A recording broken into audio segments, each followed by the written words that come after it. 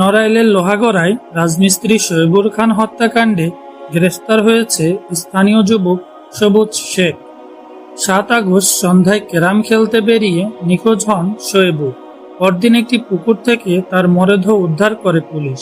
তদন্তে জানা যায় সবুজ শেখকে এক নারীর সাথে আপত্তিকর অবস্থায় দেখে ফেলেন শোয়েবু, যা প্রকাশের হুমকি দেন তিনি। আমি একটা মেয়ের উলঙ্গ দেখছিলাম, দেখে ফেলাতে তাকে সে আমাকে বলে, আর আমি বলার পরেও আমি তাকে বলি যে ভাই আপনি করেন না, যা হয়েছে বুঝতে হয়েছে। সে আমাকে একটা বছর চড়ও দিয়েছিল। পরে আমি বলছিলাম যে ভাই আপনি এই মতন আমার মাফ করে দেন, আমি আজ বলছিল যে সকালবেলা মিটিং ডাকবে। এই ঘটনায় ক্ষুব্ধ হয়ে সবুজ গলা চেপে শ্বাসরোধ করে গামছায় জড়িয়ে মরদেহ পুকুরে ফেলে দেন। পরে মোবাইল ফোন নিয়ে পালিয়ে যান। পুলিশ প্রযুক্তির সহায়তায় সবুজকে গ্রেফতার করে আদালতে পাঠিয়েছে।